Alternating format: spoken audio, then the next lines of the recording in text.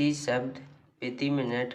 Hindi dictation start होगी कुछ second बाद। अध्यक्ष महोदय, हमारे माननीय वित्त मंत्री जी द्वारा पेश किए गए वित्त विधेयक का मैं पूर्णतः समर्थन करता हूँ। वास्तव में माननीय वित्त मंत्री जी ने आज इस वर्ष के लिए जो बजट पेश किया है वह बहुत ही प्रशंसनीय है। विपक्षी सदस्यों की एक परंपरा सी बन गई है कि सरकार की ओर से जनता की भलाई के लिए चाहे कितने ही अच्छे कार्य किए गए हों, वे हर कार्य की निंदा ही करते हैं।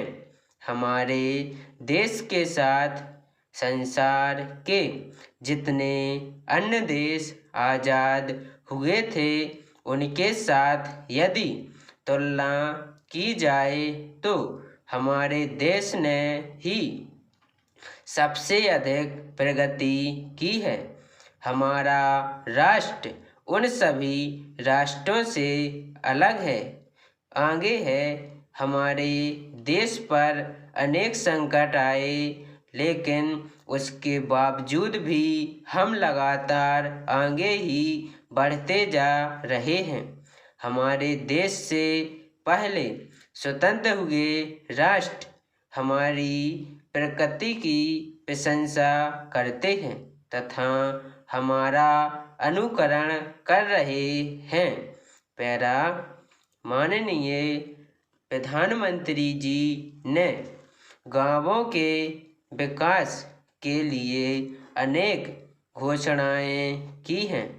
हमारे देश के प्रथम प्रधानमंत्री पंडित जवाहरलाल नेहरू ने इस राष्ट्र के जिस विकास का सपना देखा था उसे पूरा करने के लिए इस बजट में अनेक प्रावधान किए गए हैं। इसकी चारों ओर से प्रशंसा की जा रही है। हमारे देहात अभी भी काफ़ी पिछड़े हुए हैं और उनके विकास की ओर हमें अधिक ध्यान देना चाहिए। हमारे गांव दो हिस्सों में विभाजित हो गए हैं। गांवों में कुछ लोग तो वे रहते हैं जो ब्रिटिश काल में अंग्रेजों के समर्थक थे। उनकी स्थिति आज भी अच्छी है। उनके बच्चे शिक्षा प्राप्त कर रहे हैं। उनके पास धन भी होता है और वे उसके बल पर हर तरह की सुविधा प्राप्त कर लेते हैं।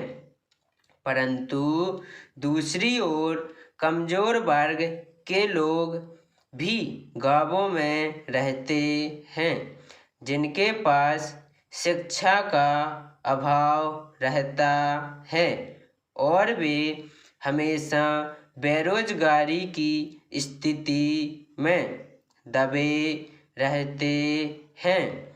स्वाभाविक ही वे आज भी गरीब हैं।